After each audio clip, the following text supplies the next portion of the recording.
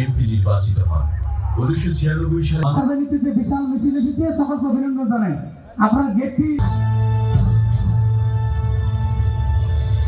আপনারা জানেন, সবাই অবহিত আছেন সকলেই, যে আমাদের তিনবারের প্রধানমন্ত্রী বিএনপির চেয়ারপারসন দেশনেত্রী বেগম খালেদা জিয়া অত্যন্ত অসুস্থ।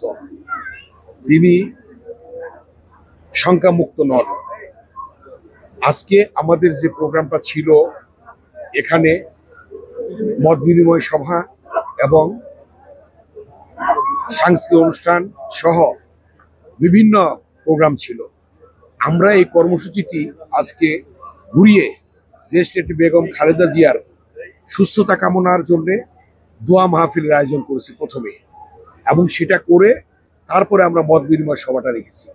সেই মত বিনিময় সভার এখন শুরু হবে, এবং এই মত বিনিময় সভা রেখেছি আগেই আমরা আমাদের প্রাণপ্রিয় নেত্রী বিএনপির চেয়ারপারসন, তিনবার প্রধানমন্ত্রী দেশনেত্রী বেগম খালেদা জিয়ার জন্যে দোয়া মাহফিল হয়েছে, সেটা আপনারা দেখেছেন।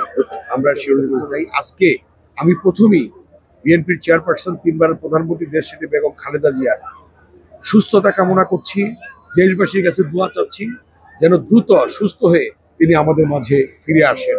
আপনারাও দোয়া করবেন। আপনাদের মাধ্যমে সারা দেশবাসীকে জানাতে চাই যে দেশনেত্রী বেগম খালেদা জিয়া এদেশের গণতন্ত্রের জন্য, এদেশের মানুষের জন্য, উন্নয়নের জন্য নিজের জীবনকে বিলিয়ে দিয়েছিলেন।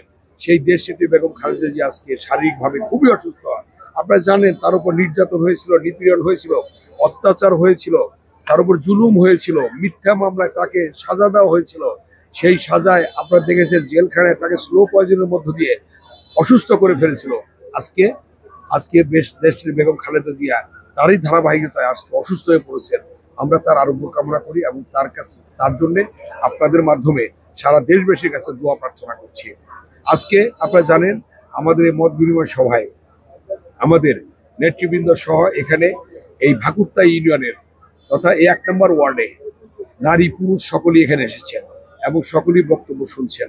আজকে যে বিষয়টি এখানে লক্ষণীয়, যে মাননীয় প্রধান উপদেষ্টা ফেব্রুয়ারির প্রথমার্ধে নির্বাচন ঘোষণা করেছেন, এবং তার ঘোষণা অনুযায়ী ফেব্রুয়ারির প্রথমার্ধে নির্বাচন হবে ইনশাআল্লাহ, এবং সারা দেশ এখন নির্বাচনের জন্য প্রস্তুত।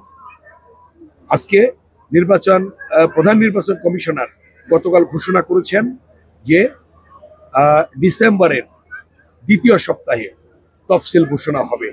এ নিয়ে কোনো ধরনের কোনো বিতর্ক নেই, এ নিয়ে কোনো শঙ্কা নেই, এ নিয়ে কোনো অনিশ্চয়তা নেই, এবং ডিসেম্বরের যে দ্বিতীয় সপ্তাহে তফসিল ঘোষণা করার কথা, সেই তফসিল ডিসেম্বরের দ্বিতীয় সপ্তাহে ইনশাল্লাহ ঘোষণা হবে। তার মধ্য দিয়ে পুরো টাইম শিডিউল দেওয়া হবে, সেই অনুযায়ী নির্বাচন হবে। এখানে কোনো অনিশ্চয়তার কোনো কারণ নেই, এবং যে যেটাই বলো, নির্বাচন তফসিল যথাসময় ঘোষণা হবে এবং যথাসময়ই নির্বাচন হবে বাংলাদেশে। এবং আজকে আপনারা জানেন যে গণতন্ত্রে ফিরে আসার জন্যে নির্বাচনের বিকল্প নেই।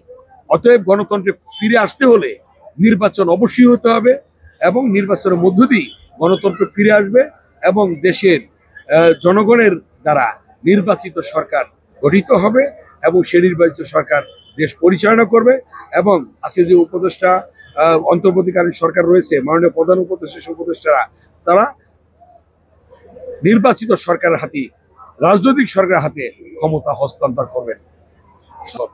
নির্বাসনে ছিলেন এবং রাজনৈতিক আশ্রয়ে ছিলেন। ব্রিটিশ সরকার তাকে রাজনৈতিক আশ্রয় দিয়েছিল, এবং আজকে আসার ক্ষেত্রে তিনি সকল বিষয়ে আজকে বিষয়টি আসার জন্য যে সকল বিষয়ে আমাদের কার্যক্রম গ্রহণ করা উচিত ছিল, এবং সেগুলি সমাপ্তির দিকে এখনো হয়তো কোনো কিছু বাকি রয়েছে, যার জন্যে উনি গতকাল এটা ক্লিয়ার করেছেন যে তার একক নিয়ন্ত্রণে নেই আসাটা। এবং সরকারের পক্ষ থেকে বলা হয়েছে, অন্তর্বর্তীকালীন সরকারের পক্ষ থেকে, যে তার আসাতে কোনো বাধা নেই, আসাতেও বাধা নেই, এবং তিনি তার কাজগুলি শেষ করেই তিনি ইনশাল্লাহ আসবেন বাংলাদেশে, এবং তিনি এসে বাংলাদেশের নির্বাচনে নেতৃত্ব দেবেন, বিএনপির নেতৃত্ব দেবেন, এবং এই নির্বাচনের প্রচার কার্যে তিনি সশরীরে ইনশাল্লাহ অংশগ্রহণ করবেন।